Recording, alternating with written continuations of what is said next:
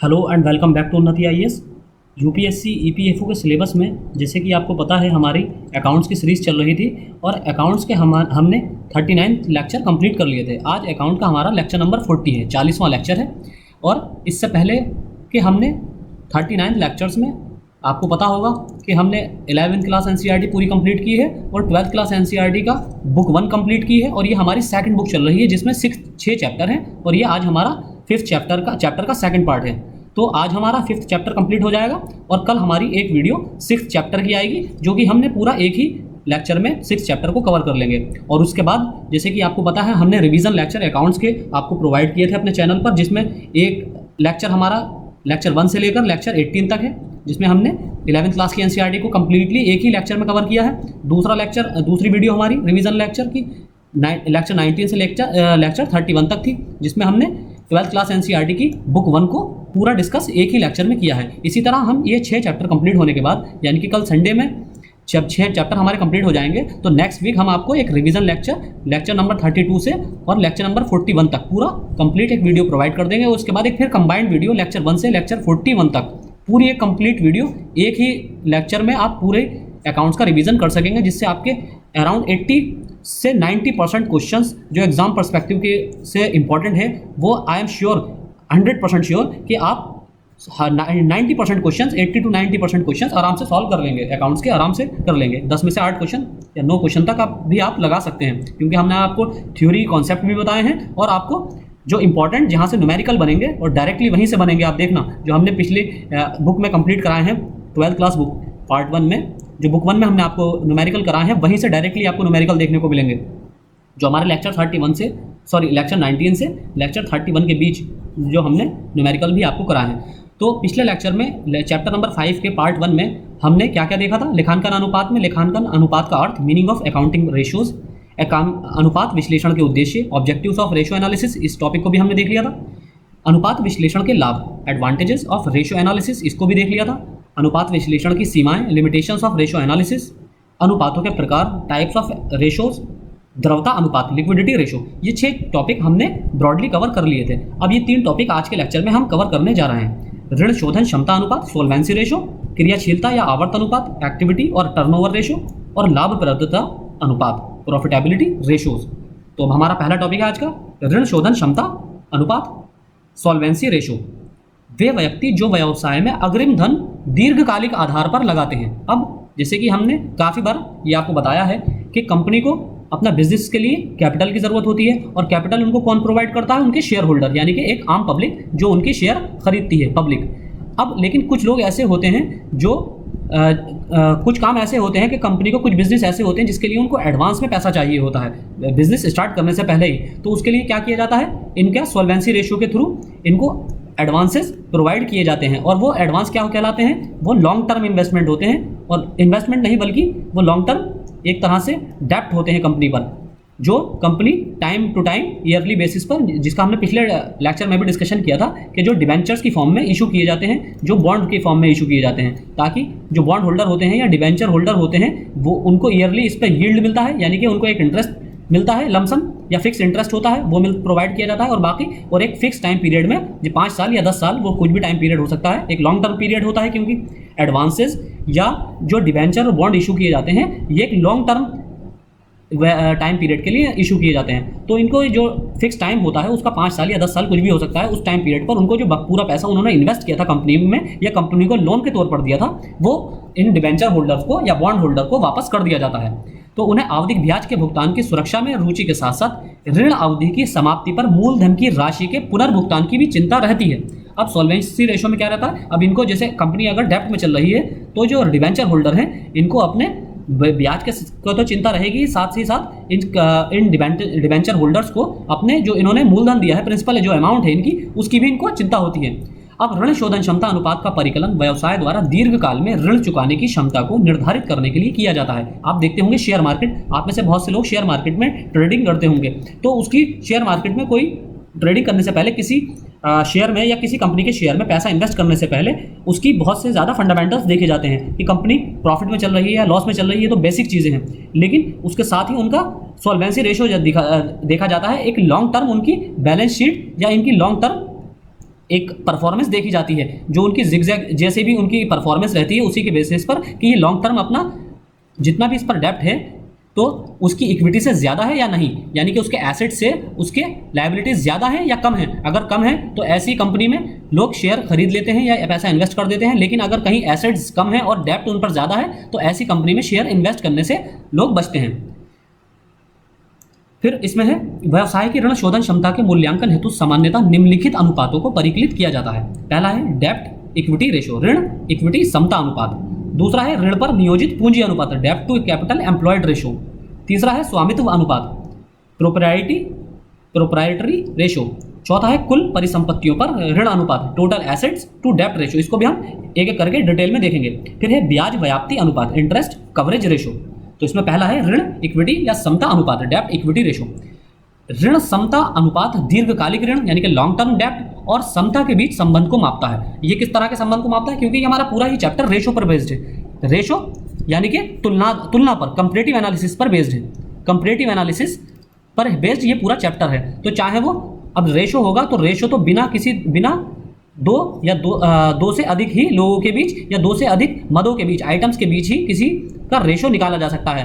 क्या मतलब रेशो निकालने के लिए सबसे पहली शर्त क्या है, मूलभूत शर्त ये है कि कम से कम 2 मदों का होना आवश्यक है। 2 से कम मदों पर यानी कि एक अकेले का तुलना नहीं की जा सकती। जैसे हमने पिछला एग्जांपल आपको पिछले लेक्चर में भी दिया था कि अगर आप ये कहेंगे कि राम बहुत सुंदर है तो राम किससे सुंदर है, या राम अति अधिक सुंदर है, ये तो एक सुपरलेटिव डिग्री हो गई। लेकिन राम सुंदर है, राम किससे सुंदर है, तो राम श्याम से सुंदर है, सोहन से सुंदर है, मोहन से सुंदर है, किससे सुंदर है। तो इसमें कंपैरेटिव एनालिसिस के लिए कम से कम 2 मदों का होना या 2 ऑब्जेक्ट का होना बहुत ज़रूरी है। तो इसलिए ये दीर्घ ऋण समता अनुपात जो है, डेप्ट इक्विटी रेशो, ये लॉन्ग टर्म के जो डेप्ट होते हैं और समता इक्विटी जो होती है, इक्विटी के बीच के संबंध को मापता है। यानी कि कंपनी के लायबिलिटीज़, लॉन्ग टर्म लायबिलिटीज़ और उसकी एसेट्स में कितना डिफरेंस है। ये डिफरेंस पॉजिटिव है, यानी कि लायबिलिटीज़ अगर एसेट से कम है तो ये पॉजिटिव है, कंपनी की ग्रोथ पॉजिटिव है। यानी कि लायबिलिटीज़ अगर एसेट से ज़्यादा है, एसेट से ये लायबिलिटीज़ ज़्यादा हैं तो कंपनी नेगेटिव में है, यानी कि इसकी लॉस का ट्रेंड है इसमें। यदि कुल दीर्घकालिक निधियों में ऋण संघट लघु है यानी कि डेप्ट कम है तो बाहरी लोग अधिक सुरक्षित महसूस करते हैं। जैसे कि हमने आपको बताया, अगर लायबिलिटीज़ कम है, ऋण संघटक कम है तो बाहरी लोग सुरक्षित महसूस करेंगे, यानी कि जो शेयर में पैसा लगाना चाह रहे हैं वो अपने आप को सेफ महसूस करेंगे। सुरक्षा की दृष्टि से अधिक समता तथा कम ऋण का पूंजी ढांचा अधिक अनुकूल माना जाता है। यानी कि इसमें अधिक समता यानी कि इक्विटी का ज़्यादा होना और ऋण का कम होना, ये बिल्कुल सेफ माना जाता है। इसलिए जो बहुत से शेयर होल्डर्स जो शेयर मार्केट में पैसा इन्वेस्ट करते हैं या जो ट्रेडिंग करते हैं जो लोग, वो सबसे पहले कंपनी के फंडामेंटल्स ही देखते हैं कि कंपनी के एसेट्स और लायबिलिटीज़ में क्या ट्रेंड चल रहा है। प्रायः इसे अधिक सुरक्षित माना जाता है यदि ऋण समता अनुपात 2:1 का हो। यानी कि ऋण समता अनुपात 2:1 का यह अनुपात विभिन्न प्रकार के उद्योगों में भिन्न भिन्न हो सकता है। यानी कि सबसे ज़्यादा सुरक्षित कब माना जाता है, जब कंपनी के एसेट उसकी लायबिलिटीज से दुगने हो। फिर है तीसरा, इसे निम्नवत परिकलित किया जाता है। यानी कि ऋण समता अनुपात को किस तरह निकाल सकते हैं, ऋण समता अनुपात इक्वल टू डेप्ट इक्विटी रेशो। डेप्ट इक्विटी रेशो को कैसे निकालेंगे, इक्वल टू दीर्घकालिक निधि यानी कि लॉन्ग टर्म फंड और अपॉन अंशकालिक निधि short term fund. Short term जो फंड है, यहाँ अंशधारक निधि, जो अंशधारक निधि है वो अंश पूंजी यानी कि शेयर कैपिटल प्लस आरक्षित एवं अधिशेष यानी कि रिजर्व्स एंड सरप्लस प्लस अंश अधिपत्र यानी कि शेयर के जो वारंट्स और या वारंट के प्रति प्राप्त किया गया धन यानी कि शेयर को गिरवी रखकर पैसा कमाया गया पैसा। फिर अंश पूंजी यानी कि शेयर कैपिटल की वैल्यू क्या होती है इसमें, समता अंश पूंजी यानी कि इक्विटी शेयर कैपिटल प्लस पूर्व अधिकार अंश पूंजी। और फिर है अंशधारक निधि, जैसे अंशधारक निधि है इसमें अंशधारक निधि को कैसे निकाला जाता है, गैर चालू परिसंपत्तियां यानी कि नॉन करंट एसेट्स प्लस कार्यशील पूंजी यानी कि वर्किंग कैपिटल माइनस गैर चालू दायित्व नॉन करंट लायबिलिटीज। इसी तरह कार्यशील पूंजी क्या होती है, यानी कि वर्किंग कैपिटल क्या होती है, वर्किंग कैपिटल इसके मतलब आपको अगर कोई भी इसमें न्यूमेरिकल आ जाएगा तो उस पर इन सारे मेथड्स पर, इन सारे आपके जितनी भी ये थ्योरम्स है इस पर बेस्ड आप न्यूमेरिकल सोल्व कर सकते हैं। कार्यशील पूंजी को चालू परिसंपत्तियां यानी कि वर्किंग कैपिटल कैसे निकालेंगे, चालू परिसंपत्ति यानी कि करंट एसेट्स माइनस चालू दायित्व करंट लायबिलिटीज। तो इसका सिग्निफिकेंस क्या है, महत्व, यह अनुपात एक उद्यम की ऋणग्रस्तता को मापता है, यानी कि उस पर कितना डेप्ट है, किसी कंपनी पर कितना डेप्ट है इसको मापता है। और दीर्घकालिक ऋणदाता को ऋणों की सुरक्षा की सीमा का एक अनुमान देता है। यानी कि अगर कोई लॉन्ग टर्म इन्वेस्टमेंट करना चाह रहा है, डेप्ट देना चाह रहा है तो उसको क्या उसके सेफ्टी मेजर मापने में मदद करता है। ये एक निम्न ऋण क्षमता अनुपात को अधिक सुरक्षा को दर्शाता है, और दूसरी ओर एक उच्च अनुपात जोखिम पूर्ण माना जाता है। यानी कि अगर अनुपात ज़्यादा है तो इसे जोखिम पूर्ण माना जाएगा, और अनुपात कम है तो इसे बिल्कुल सेफ माना जाएगा। यह फर्म के बाह्य देयताओं का भुगतान करने में कठिनाई में डाल सकता है। फिर है दूसरा, ऋण पर नियोजित पूंजी अनुपात, डेब्ट टू कैपिटल एम्प्लॉयड रेशो। ऋण पर नियोजित पूंजी अनुपात दीर्घकालिक ऋण हेतु कुल बाहरी और आंतरिक निधियों, नियोजित पूंजी या निवल परिसंपत्तियों के अनुपात को संदर्भित करता है। इसे निम्नवत परिकलित करते हैं। ऋण पर नियोजित पूंजी अनुपात इक्वल टू, यानी कि डेब्ट to capital employed ratio equal to दीर्घकालिक ऋण यानी कि लॉन्ग टर्म डेब्ट अपॉन नियोजित पूंजी, यानी कि जो पूंजी इन्वेस्ट की गई है, इन्वेस्टेड कैपिटल या निवल परिसंपत्तियां, यानी कि नेट एसेट्स। नेट एसेट्स नियोजित पूंजी दीर्घकालिक ऋण प्लस अंशधारक निधि के बराबर होती है। वैकल्पिक तौर पर इसे निवल परिसंपत्तियों के रूप में लिया जा सकता है, यानी कि नेट एसेट्स के रूप में भी इसे मान सकते हैं, जो कि कुल परिसंपत्तियां माइनस चालू दायित्व के बराबर होता है, यानी कि total assets minus current liabilities, इसके बराबर कहलाता है। फिर है नियोजित पूंजी, जैसे कि मान लीजिए 5 लाख रुपए की पूंजी है और इस पर 15 लाख रुपए है प्लस, तो इक्वल टू ये 20 लाख, ये कितनी हो जाएगी, ये हो जाएगी आपकी 20 लाख रुपए।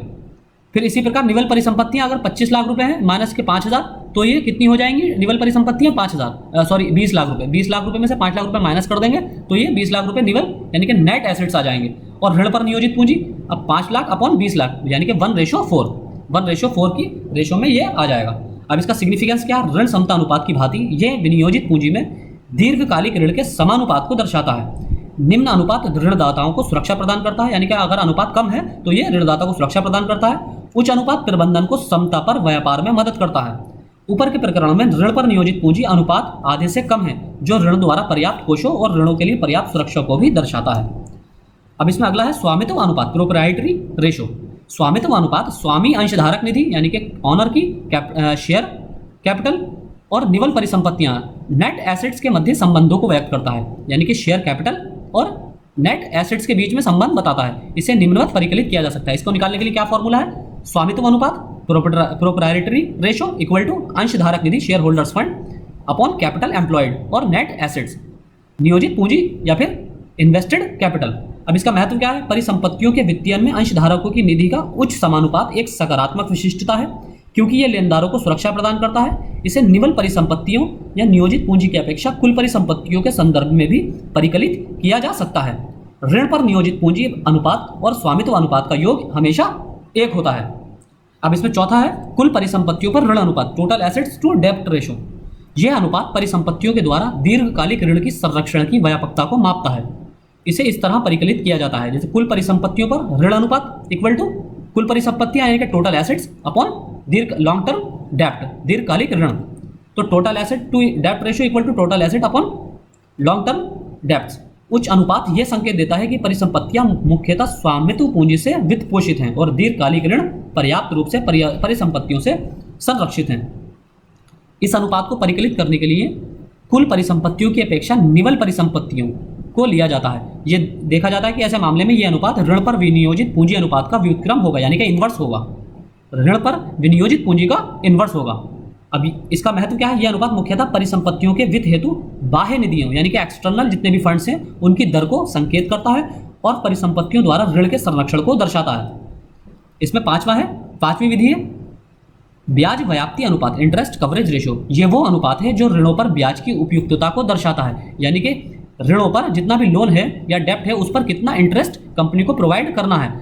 ये दीर्घकालिक ऋणों पर देय ब्याज की सुरक्षा का मापक है, यानी कि लॉन्ग टर्म डेप्ट पर जो दिया जाने वाला ब्याज है, इंटरेस्ट है, ये उसकी सेफ्टी का मेजर है।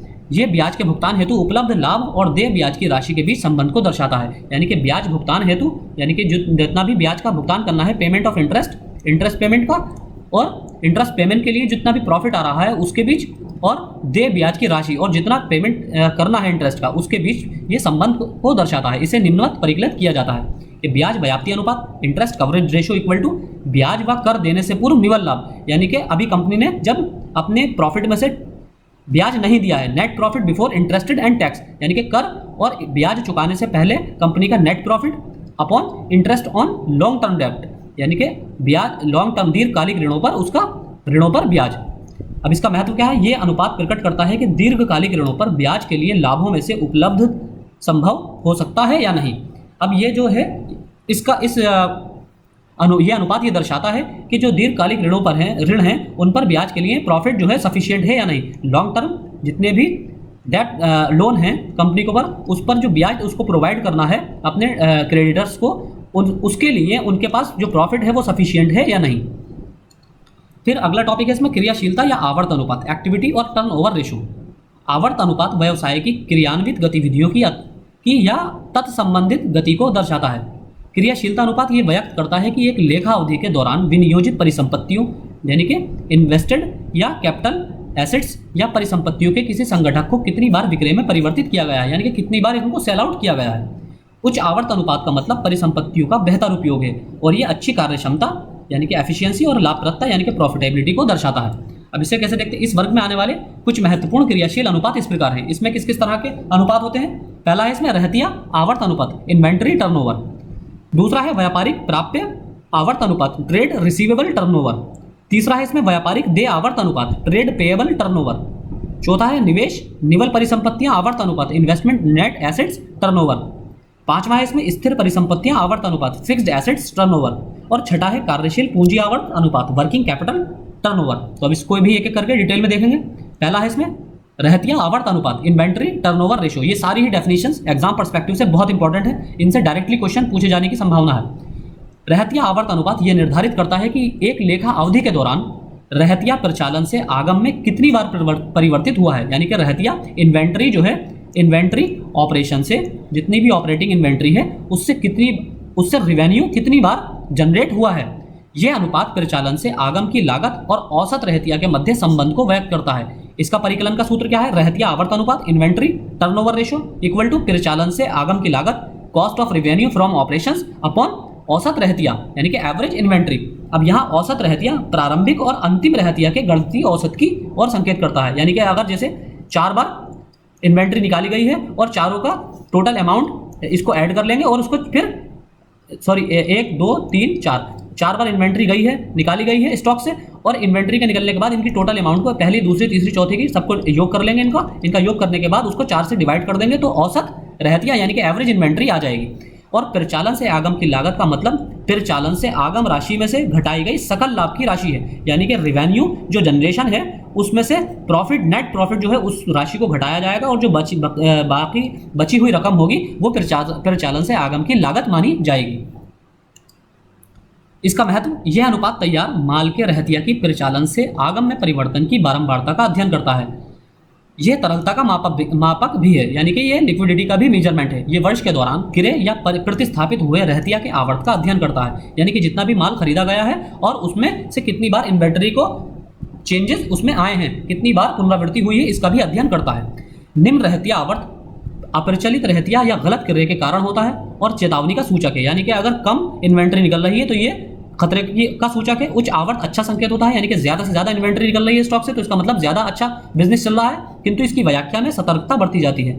चूंकि उच्च अनुपात लघु मात्रा में माल की क्रय या शीघ्र नकद प्राप्ति हेतु कम मूल्यों पर माल बेचने पर भी आ सकता है, यानी कि ज्यादा इन्वेंट्री की बिक्री कम मूल्य पर भी माल को बेचने पर भी आ सकती है। अब किसी चीज की वैल्यू हुई 1 लाख रुपए थी और उसको 50,000 रुपए में कंपनी बेचने लगेगी तो उससे भी बहुत ज्यादा इन्वेंट्री से, स्टॉक से इन्वेंट्री निकलकर जाने लगेगी, मार्केट में आने लगेगी, डिमांड उसकी बढ़ने लगेगी। तो इसका ये भी एक संकेत है कि ऐसा जरूरी नहीं है इसमें प्रॉफिट ही हो रहा हो, कभी कभी ऐसा भी हो सकता है कि नुकसान में बेचने पर भी इन्वेंट्री से ज्यादा माल निकलने लगा।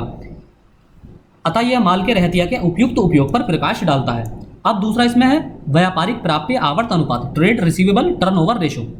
यह अनुपात प्रचालन से उधार आगम और व्यापारिक प्राप्य के मध्य संबंध को व्यक्त करता है। इसे निम्न प्रकार से परिकृत किया जाता है: व्यापारिक प्राप्य आवर्त अनुपात इक्वल टू प्रचालन से निवल लाभ आगम अपॉन औसत व्यापारिक प्राप्य। अब जहां औसत व्यापारिक प्राप्य जो है यानी ट्रेड रिसीवेबल जो है, ट्रेड रिसीवेबल इक्वल टू प्रारंभिक देनदार एवं प्राप्त विपत्र प्लस अंतिम देनदार और प्राप्त विपत्र अपॉन 2, यानी कि प्रारंभिक देनदार जो है पहला शुरुआती क्रेडिटर जो होंगे और या उनके विपत्र और प्लस अंतिम देनदार यानी कि लास्ट क्रेडिटर, उसको 2 से डिवाइड कर देंगे तो उससे औसत व्यापारिक प्राप्य आ जाएगा, यानी कि trade receivable, average trade receivable आ जाएगा। अब इसका सिग्निफिकेंस क्या है? ये किसी फर्म की द्रवता स्थिति व्यापारिक प्राप्य से वसूली की तीव्रता पर निर्भर करती है। किसी फर्म की द्रव्यता स्थिति यानी कि लिक्विडिटी उसकी कंडीशन किसी ट्रेड रिसीवेबल की वसूली की तीव्रता पर निर्भर करती है। यह अनुपात एक लेखांकन अवधि में प्राप्य आवर्त यानी कि ट्रेड रिसीवेबल जो है उनके टर्नओवर के गुणा और उनकी नकदी की ओर संकेत करता है, यानी कि उसमें कितना मल्टीप्लिकेशन हुआ है और उससे कितनी ही नकदी का यानी कि कितना कैश फ्लो हुआ है। यह अनुपात औसत वसूली अवधि की गणना में भी सहायक होता है, जिसका परिकलन अवधि वर्ष में दिनों परिवर्तन या महीनों की संख्या को व्यापारिक प्राप्य आवर्त अनुपात द्वारा भाग करके किया जाता है। यानी कि जिसका परिकलन कैसे किया जाता है, या तो दिनों से डिवाइड करके या मंथ से डिवाइड करके या फिर ईयर से डिवाइड करके भी इसका परिकलन किया जा सकता है। तीसरा इसमें है व्यापारिक देय आवर्त अनुपात, ट्रेड पेएबल टर्नओवर रेशो। व्यापारिक देय आवर्त अनुपात व्यापारिक देय के भुगतान के ढंग की ओर संकेत देता है। चूंकि व्यापारिक देयताएं उधार क्रय से उत्पन्न होती हैं, यह अनुपात उधार क्रय और व्यापारिक देय के बीच के संबंधों को दर्शाता है। इसके परिकलन का सूत्र इस प्रकार है, व्यापारिक देय आवर्त इक्वल टू अनुपात निवल उधार क्रय अपॉन औसत व्यापारिक देय, जहां औसत देय यानी कि जो एवरेज देय है वो क्या है, प्रारंभिक लेनदार और देय विपत्र प्लस अंतिम लेनदार और देय विपत्र अपॉन 2। औसत देय अवधि यानी कि एवरेज जो टाइम पीरियड है, गिविंग टाइम पीरियड, वो एक वर्ष में दिनों या महीनों की संख्या अपॉन व्यापारिक देय आवर्त अनुपात, ट्रेड रिसीवेबल टर्नओवर रेशो या ट्रेड पेएबल टर्नओवर रेशो। इसका सिग्निफिकेंस, यह अनुपात औसत भुगतान अवधि को व्यक्त करता है, यानी कि average payment period, time period को यह व्यक्त करता है। निम्न अनुपात पूर्तिकर्ताओं द्वारा दीर्घकालीन ऋण अवधि या पूर्तिकर्ताओं को भुगतान में विलंब को प्रदर्शित करता है। यानी कि अगर इसका अनुपात निम्न आ रहा है, कम आ रहा है, तो इसका मतलब यह है कि जो सप्लायर हैं या तो वो लॉन्ग टर्म डेब्ट पर काम कर रहे हैं या फिर वो भुगतान में देरी कर रहे हैं, जो कि अच्छी नीति नहीं है और व्यवसाय की प्रतिष्ठा को प्रभावित करती है। औसत भुगतान अवधि की गणना अवधि वर्ष में दिनों या महीनों की संख्या या व्यापारिक देय आवर्त अनुपात सूत्र से की जा सकती है। चौथा इसमें अनुपात होता है निवल परिसंपत्तियां या विनियोजित पूंजी आवर्त अनुपात, नेट एसेट्स और कैपिटल एम्प्लॉयड टर्नओवर रेशो। यह अनुपात परिचालन से आगम और निवल परिसंपत्तियां या नियोजित पूंजी के मध्य संबंध को व्यक्त करता है। कुछ आवर्त बेहतर क्रियाशीलता और लाभप्रदता यानी कि एफिशिएंसी और प्रॉफिटेबिलिटी को दर्शाता है। इसका परिकलन निम्न प्रकार किया जाता है, निवल परिसंपत्तियां आवर्त अनुपात इक्वल टू परिचालन से निवल आगम अपॉन विनियोजित पूंजी, यानी कि ऑपरेटिंग से जितना भी रेवेन्यू है, net revenue upon capital invested capital या फिर कैपिटल एम्प्लॉयड। इसका महत्व क्या है, सिग्निफिकेंस, विनियोजित पूंजी, कार्यशील पूंजी और स्थायी परिसंपत्तियों का उच्च आवर्त अच्छे संकेत हैं। यानी कि इन्वेस्टेड कैपिटल या कैपिटल एम्प्लॉयड, कार्यशील पूंजी, वर्किंग कैपिटल और स्थायी परिसंपत्तियां यानी कि फिक्स्ड एसेट, इनका उच्च आवर्त जो होता है, हाई टर्नओवर जो होता है, ये अच्छे संकेत होते हैं तथा संसाधनों के कुशलतम उपयोग से संबंधित हैं। विनियोजित पूंजी या इसके किसी भी घटक के उपयोग को आवर्त अनुपात व्यक्त करता है। उच्चतर आवर्त कुशलतम उपयोग को दर्शाता है, जिसके परिणाम स्वरूप व्यवसाय में उच्चतर द्रव्यता और लाभप्रदता प्राप्त होती है। अगला इसमें है लाभप्रदता अनुपात, प्रॉफिटेबिलिटी रेशो। लाभप्रदता या वित्तीय निष्पादन मुख्यतः लाभ हानि विवरण में संक्षेपीकृत किया जाता है। लाभप्रदता अनुपात का परिकलन एक व्यवसाय की अर्जन क्षमता के विश्लेषण के लिए किया जाता है, जो कि व्यवसाय में नियोजित संसाधनों के उपयोग के परिणाम स्वरूप होता है। व्यवसाय में नियोजित संसाधनों के उपयोग और लाभ के बीच एक निकट संबंध होता है।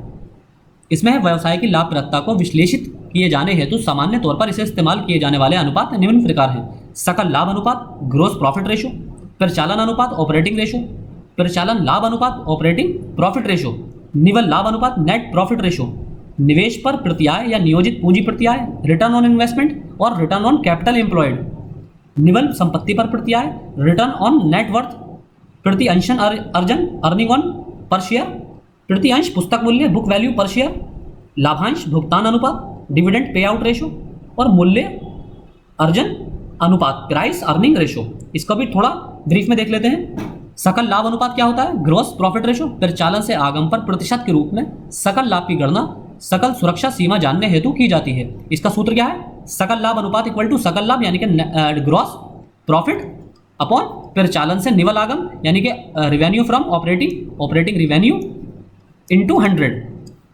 Gross profit upon revenue operating revenue into 100। इसका सिग्निफिकेंस, ये बिगड़े उत्पादों पर सकल सुरक्षा सीमा की ओर संकेत करता है। ये अनुपात परिचालन व्यय यानी कि ऑपरेटिंग एक्सपेंडिचर्स जो है, गैर परिचालन व्यय, नॉन ऑपरेटिंग एक्सपेंडिचर आदि की व्यवस्था के लिए उपलब्ध सुरक्षा सीमा को इंगित करता है। सकल लाभ अनुपात में परिवर्तन विक्रय राशि या परिचालन से आगम की लागत या दोनों के सम्मिश्रण से परिवर्तित हो सकता है। यानी कि जो सकल लाभ है, ग्रॉस प्रॉफिट, किससे प्रभावित हो सकता है? या तो परिवर्तन विक्रय राशि, यानी कि उस जो भी प्रोडक्ट सेल किया जा रहा है कंपनी द्वारा, या कोई भी सर्विसेज जो सेल की जा रही हैं उसकी वैल्यू, यानी कि उसकी बिक्री की कीमत बढ़ा दी जाए, या तो उसकी कीमत बढ़ा दी जाए, या कंपनी ने थोड़ा टेक्नोलॉजी डेवलप कर ली है, एडवांस कर ली है, तो इसलिए उसके जो ऑपरेटिंग रेवेन्यू है उसमें खर्च, उसमें वो कम आ रहा है, ऑपरेटिंग जो रेवेन्यू है वो कम खर्च हो रहा है, उसका उस ऑपरेटिंग एक्सपेंडिचर कम हो रहा है, तो इसलिए उसका प्रॉफिट अपने आप बढ़ जाएगा, इसलिए ग्रॉस प्रॉफिट बढ़ जाएगा। और तीसरा ये भी कंडीशन हो सकती है कि इन दोनों का मिला जुला स्वरूप भी हो सकता है, यानी कि उसने प्रॉफिट भी बढ़ा लिया, उसने कीमत भी बढ़ा दी सेलिंग, और साथ में अपना ऑपरेटिंग रेवेन्यू भी कम कर दिया, यानी कि लागत भी, कॉस्ट कटिंग भी कर दी, तो इसकी भी कंडीशन, दोनों कंडीशन भी अप्लाई हो सकती हैं। दूसरा है इसमें परिचालन अनुपात, ऑपरेटिंग रेशो। इस अनुपात की गणना परिचालन से आगम की तुलना में परिचालन लागत के विश्लेषण हेतु की जाती है। इसका गणना सूत्र निम्न है: परिचालन अनुपात इक्वल टू परिचालन से आगम की लागत प्लस परिचालन व्यय, परिचालन से निवल आगम इंटू 100। परिचालन अनुपात कैसे निकाला जाता है? ऑपरेटिंग रेशो इक्वल टू परिचालन से आगम की लागत, यानी कि रेवेन्यू कॉस्ट जो है, रेवेन्यू कॉस्ट ऑपरेटिंग कॉस्ट जो है, operating cost plus operating expenditure upon परिचालन से निवल आगम, ऑपरेटिंग रेवेन्यू इंटू 100, ऐसे निकाला जाता है। परिचालन व्ययों में कार्यालय व्यय, यानी कि ऑफिस एक्सपेंडिचर, प्रशासनिक व्यय, एडमिनिस्ट्रेटिव एक्सपेंडिचर, विक्रय व्यय, सेलिंग एक्सपेंडिचर, वितरण व्यय, डिस्ट्रीब्यूटिंग एक्सपेंडिचर, हिरास, डेप्रिसिएशन तथा कर्मचारी हित व्यय, एम्प्लॉय इंटरेस्ट एक्सपेंडिचर आदि शामिल होते हैं। परिचालन लागत के निर्धारण में गैर परिचालन आय, यानी कि नॉन ऑपरेटिंग इनकम, और व्यय एक्सपेंडिचर जैसे कि परिसंपत्तियों के विक्रय पर हानि, यानी कि सेलिंग आउट ऑफ एसेट्स, विक्रय पर हानि यानी कि loss on selling out of assets, ब्याज, इंटरेस्ट, भुगतान यानी कि पेमेंट, लाभांश, डिविडेंड, प्राप्ति, रिसीवेबल, आग से हानि यानी कि किसी भी तरह की प्राकृतिक घटना से हानि या सट्टे से अधिलाभ आदि को अलग कर दिया जाता है। तीसरा इसमें होता है परिचालन लाभ अनुपात, ऑपरेटिंग प्रॉफिट रेशो। यह अनुपात परिचालन सुरक्षा सीमा को प्रदर्शित करता है। इसकी प्रत्यक्ष या परिचालन अनुपात के अवशिष्ट रूप में गणना की जा सकती है। परिचालन लाभ अनुपात इक्वल टू 100 माइनस परिचालन अनुपात, परिचालन लाभ अनुपात इक्वल टू परिचालन लाभ अपॉन परिचालन से आगम इंटू 100। परिचालन लाभ अनुपात क्या होता है? Operating profit ratio upon equal to परिचालन लाभ, ऑपरेटिंग प्रॉफिट अपॉन परिचालन से आगम, ऑपरेटिंग रेवेन्यू इंटू 100। परिचालन से आगम, जहां परिचालन लाभ इक्वल टू परिचालन से आगम माइनस परिचालन लागत। परिचालन लाभ कैसा होता है? ऑपरेटिंग प्रॉफिट कैसे निकालते हैं? परिचालन से आगम यानी कि ऑपरेटिंग रेवेन्यू माइनस परिचालन लागत, ऑपरेटिंग कॉस्ट। तो इसका महत्व क्या है?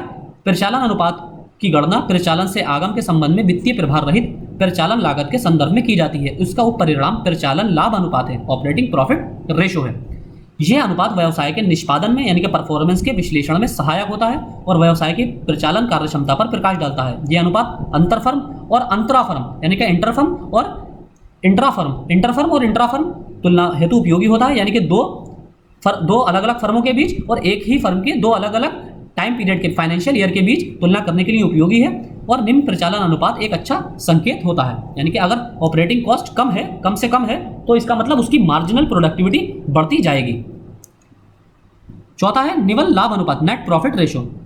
निवल लाभ अनुपात लाभ में सभी मदे सम्मिलित संकल्पना पर आधारित हैं। यह परिचालन एवं गैर परिचालन व्ययों और आयों के पश्चात निवल लाभ के परिचालन से आगम के संबंध को प्रदर्शित करता है। इसे निम्न प्रकार से परिकलित किया जाता है, यानी कि निवल लाभ अनुपात net profit ratio equal to निवल लाभ नेट प्रॉफिट अपॉन परिचालन से आगम ऑपरेटिंग रेवेन्यू इंटू 100।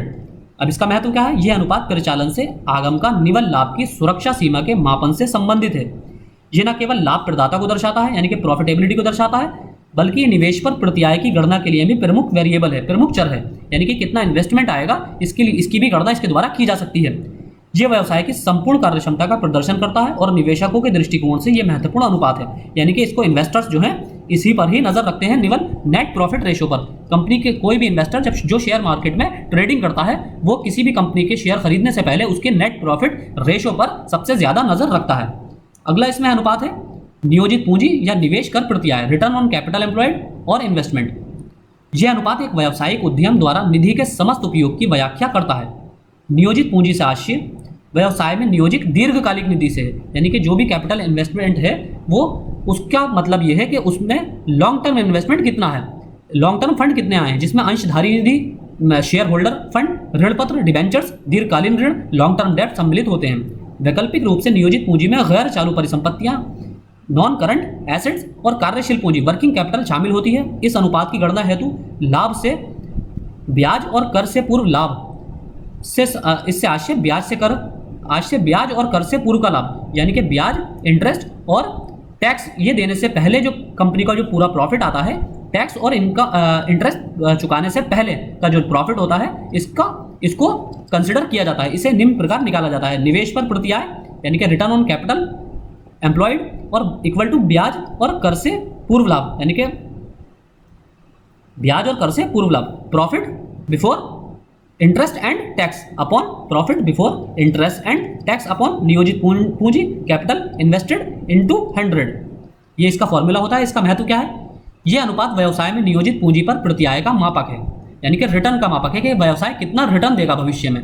यह अंशधारियों, शेयर होल्डर्स, ऋण पत्र धारकों, डिबेंचर होल्डर्स तथा दीर्घकालीन ऋण के माध्यम से, लॉन्ग टर्म डेब्ट के माध्यम से एकत्रित निधि के उपयोग द्वारा व्यवसाय की कार्य क्षमता का प्रदर्शन करता है। यानी कि ये जो रेशो है, ये सूचकांक ये बताता है कि कोई कंपनी अपने शेयर होल्डर्स के पैसे के माध्यम से, अपने डिबेंचर होल्डर्स के पैसे के माध्यम से और अपने लॉन्ग टर्म क्रेडिटर्स के पैसे के माध्यम से उनके पैसे को किस तरह यूटिलाइज कर रही है अपने बिजनेस को एक्सपेंड करने के लिए। ये उसकी कार्य दक्षता यानी कि एफिशिएंसी और स्किल्स को बताता है, मैनेजमेंट की स्किल को प्रदर्शन बताता है, परफॉर्मेंस को संदर्भित करता है। अंतर फर्म तुलना के लिए नियोजित पूंजी पर प्रतिआय लाभप्रदता का अच्छा मापक है। यह अनुपात दर्शाता है कि क्या फर्म भुगतान किए गए ब्याज दर की तुलना में नियोजित पूंजी पर उच्च प्रतिआय अर्जित कर रही है या नहीं। यानी कि यह अनुपात यह भी बताता है कि कंपनी जो प्रॉफिट बना रही है, वो प्रॉफिट मतलब जितने प्रतिशत प्रॉफिट बना रही है, अपने पिछले प्रॉफिट से जितना प्रतिशत उसको एक्स्ट्रा प्रॉफिट हो रहा है, वो उसका प्रॉफिट उस पर जो लोन है उनको उन लोन पर अदा किए जाने वाले ब्याजों से ज्यादा है, उनके परसेंटेज से ज्यादा है या कम है।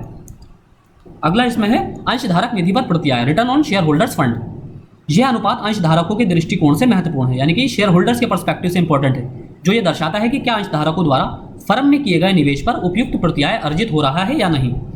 यह अनुपात निवेश पर प्रतिआय से अधिक होना चाहिए, यानी कि ये जो रेशो है, ये निवेश पर रिटर्न यानी कि शेयर रिटर्न ऑन इन्वेस्टमेंट से अधिक होना चाहिए। अन्यथा इसका मतलब है कि कंपनी की निधियों का लाभप्रद निवेश नहीं किया गया है। अगर यह कंपनी के इन्वेस्टमेंट से इसका रिटर्न ज्यादा नहीं है, तो इसका मतलब कंपनी नुकसान में जा सकती है। अंशधारकों के दृष्टिकोण से लाभप्रदता के बेहतर मापन की गणना कुल अंशधारक निधि, टोटल शेयर होल्डर्स फंड पर प्रतिआय यानी कि total return on total share holder fund, इसको निर्धारित करके की जाती है। इसे निवल संपत्ति पर प्राप्त प्रतिआय भी कहते हैं, रिटर्न ऑन नेट एसेट्स भी कहा जाता है, नेट एसेट्स। इसकी गणना निम्न प्रकार की जाती है। अंशधारक निधि पर प्रतिआय, return on share holders fund equal to कर के पश्चात लाभ यानी कि प्रॉफिट आफ्टर टैक्स अपॉन अंशधारक निधि शेयर होल्डर्स फंड इनटू 100। अगला है इसमें प्रति अंश अर्जन, अर्निंग्स पर शेयर। इसे अनुपात को निम्न प्रकार परिकलित करते हैं। प्रति अंश अर्जन इक्वल टू समता अंशधारकों के लिए उपलब्ध लाभ अपॉन समता अंशों की संख्या। इस संदर्भ में अर्जन से आशय समता अंशधारक यानी कि इक्विटी शेयर होल्डर्स के लिए उपलब्ध लाभ में से इसका समता अंशधारकों के लिए उपलब्ध लाभ से है, जिसकी गणना अधिमानी अंशों पर लाभांश को कर के पश्चात लाभ में से घटाकर की जाती है। यह अनुपात भी समता अंशधारकों के दृष्टिकोण के साथ साथ स्टॉक बाजार में अंश मूल्य के निर्धारण हेतु महत्वपूर्ण होता है। यह अन्य फर्मों के साथ औचित्य एवं लाभांश भुगतान की क्षमता की तुलना के लिए सहायक होता है। अब प्रति अंश पुस्तक मूल्य, बुक वैल्यू पर शेयर। इस अनुपात को निम्न प्रकार ज्ञात किया जाता है। प्रति अंश पुस्तक मूल्य इक्वल टू समता अंशधारक निधि equity share holders fund upon समता अंशों की संख्या इक्विटी शेयर नंबर्स। तो अंशधारक निधि से अभिप्राय है अंशधारक निधि माइनस अधिमानी अंश पूंजी। यह अनुपात भी समता अंशधारकों के दृष्टिकोण से महत्वपूर्ण है, क्योंकि इससे अंशधारकों को अपनी धारकता का बोध होता है, यानी कि उनको होल्डिंग्स का अपना पता चलता है। तो साथ ही यह अनुपात बाजार मूल्य को प्रभावित करता है। अब इसमें लास्ट हमारी स्लाइड है लाभांश भुगतान अनुपात, डिविडेंड पे आउट रेशो। यह अर्जन के समानुपात की ओर संकेत करता है, जो कि अंशधारकों को वितरित किया जाता है। इसे निम्नवत परिकलित करते हैं। लाभांश भुगतान अनुपात इक्वल टू लाभांश प्रति अंश अपॉन अर्जन प्रति अंश, यानी कि डिविडेंड पे आउट रेशो किसके इक्वल होता है, dividend per share upon earnings पर शेयर। यह कंपनी की लाभांश नीति या स्वामित्व क्षमता में वृद्धि को प्रदर्शित करता है। ये सारे ही जितनी भी डेफिनेशन है, इसके थ्रू आप शेयर मार्केट में भी अगर आप इसको अच्छे से समझ लेंगे डेफिनेशंस को, तो आप इसके थ्रू एनालिसिस कर सकेंगे शेयर मार्केट में, अगर आप ट्रेडिंग करने की इच्छुक हैं आगे आने वाले समय में। लास्ट इसमें हमारा मूल्य अर्जन अनुपात, प्राइस अर्निंग रेशो, यह अनुपात निम्न अनुसार परिकलित होता है, यानी कि मूल्य अर्जन अनुपात, price earning ratio equal to प्रति अंश बाजार मूल्य, market price of share upon प्रति अंश मूल्य अर्निंग्स पर शेयर। तो ये इस तरीके से निकाला जाता है। तो आज के लेक्चर में इतना ही है। अब हमारा फिफ्थ चैप्टर कंप्लीट हो गया है। अब हमारा सिर्फ एक चैप्टर बचा है, सिक्स्थ चैप्टर। उसके बाद हमारा अकाउंट्स का बिल्कुल सिलेबस एकदम कंप्लीट हो जाएगा। अब इसके बाद हमारे पास कुछ नहीं है करने के लिए, सिर्फ रिवीजन ही रिवीजन है। हम सिक्स चैप्टर को कल आपको एक ही लेक्चर में कवर करा देंगे। उसके बाद हमारे रिवीजन लेक्चर आएंगे। जैसे कि आपको पता है कि हमने लेक्चर 1 से लेक्चर 19 तक 18 तक एक रिवीजन लेक्चर अकाउंट्स का दिया था। इसी तरह लेक्चर 19 से लेक्चर 31 तक, जिसमें हमने 12th क्लास एनसीईआरटी की बुक 1 कंप्लीट की थी, उसका रिवीजन लेक्चर आपको प्रोवाइड किया था। इसी तरह लेक्चर 32 से लेक्चर 41 तक, ये तो हमारा 40 लेक्चर था, लेकिन 41 जिसमें हम 6 चैप्टर को कंप्लीट करेंगे। इसके बाद एक रिवीजन लेक्चर इसका भी आ जाएगा, ताकि आप एक ही लेक्चर में सारा रिवीजन कर सकें। फिर हम इन सभी के लेक्चर 1 से लेकर लेक्चर 41 तक पूरा एक कंबाइंड वीडियो लेक्चर आपको प्रोवाइड करेंगे, ताकि आप पूरा अकाउंट्स का सिलेबस एक ही वीडियो के माध्यम से रिवीजन कर सकें। तो आज के लेक्चर में इतना ही। Thank you.